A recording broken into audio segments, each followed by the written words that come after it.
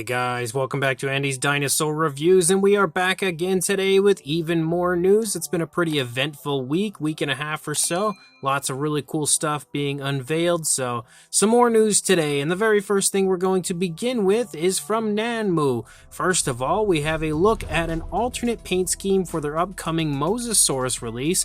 And oddly enough, it's kind of a controversial paint scheme because there has been a lot of complaints about it, but there's also a lot of positivity, and you can obviously see it's fairly flashy overall, and I personally absolutely love this paint scheme, and I would say it's probably going to be my favorite version of the Mosasaurus from Nanmu, way better than the Jurassic World version. I just absolutely adore the coloration on this, the patterning, everything about this looks spectacular if you ask me. Again, a lot of people don't seem to enjoy this pattern overall, or the tones or the color. I don't know exactly what it is that people don't like about it, but I think it looks incredible. And speaking of incredible paint jobs, Nanmu will also be releasing another version of their Spinosaurus. They're actually going to be retiring the albino version and then releasing this version, and you can see this version is called Pharaoh, and man, is this ever an awesome looking paint variant of their Spinosaurus. At this point, I own 5 Nanmu Spinosaurus, the 2 original,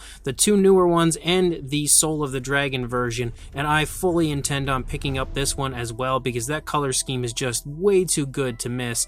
Definitely a big fan of this, and I can't wait to see more images of it to see, what it looks like from different angles and fully analyze that incredibly awesome paint job on that Spinosaurus. And then as far as Shane Folks and the Cretaceous Creations of America goes, Shane is officially selling his Triceratops bust. It is in 1/10 scale, so that means it's quite massive overall. But if you happen to have caught my review of the Triceratops that Shane had released a little ways back, this is a very similar look, very similar appearance to the Triceratops, the full-bodied version that he had released, but obviously at a larger size, and I think it looks fantastic. And again, the fact that it is so huge makes it twice as appealing. Definitely one for pretty much anybody's collection, but especially if you are a fan of Triceratops. So if you are interested in picking this up, I will include a link in the description to where you can do that, again, where you can contact Shane either on his Facebook account or from his email address. And then as far as EOFauna goes, they've recently posted this image here showing the updated version of the Tyrannosaurus Rex figure. It will be in 1/35 scale, and this image here again just shows off how gorgeous the sculpt is. I feel like this is definitely going to be a Tyrannosaur model to be reckoned with, and maybe the best version of a T-Rex that we have out. There are a lot of people that say that the Reborn version will be pretty hard to beat, but I think if anyone can do it,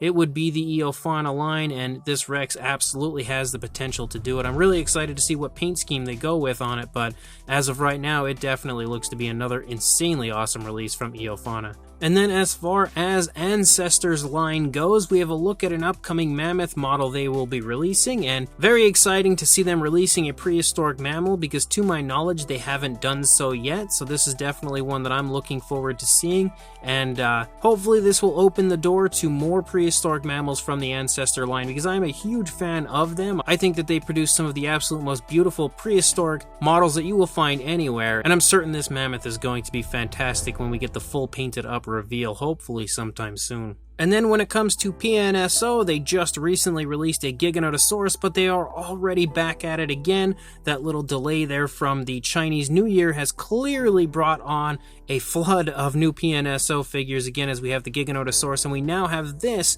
which is a Meraxes, and very, very new species. I'm pretty excited to see one made already, especially one this awesome looking, and I'm a huge fan of this paint scheme. First of all, I love blues on dinosaurs. I don't know what it is, something about it. If it's done right, it looks incredible, and we can clearly see some really nice blues on this Meraxes, and again, the sculpt looks incredible as well. I'm also a big fan of the patterning that we have through the entire figure. I'm loving the fact that PNSO is going with such a vibrant color scheme because it's not something we really see much when it comes to PNSO. So overall, this is another insanely awesome release from them. Definitely one that I'm extremely excited about just in general to have a model of this species, especially after it only being discovered quite a few years back. Like, it's not been around all that long, so super exciting to see this one getting a release from PNSO. Definitely another must-have. And the final thing we have is thanks to Collect Jurassic, but we have a very, very interesting brand new Mattel figure that's coming out.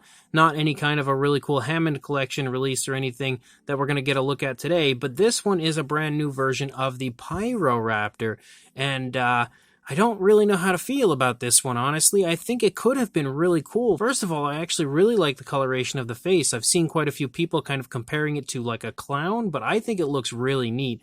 The thing that I'm not a big fan of is the coloration of the rest of the body, because there's just really not much going on. Like, I don't like how the legs are just a totally random, separate color. You know, I get it's the same coloration that we have for the underneath, but I'm not a huge fan of that, and I think the tone of color they've chosen for it could have been cool, but it would have been really neat if they could have added maybe like some white striping along the back or some sort of white pattern through the body. I think it really could have been a pretty stellar looking Pyro Raptor. I do still like it. Again, it could have been better, but it's also not terrible either.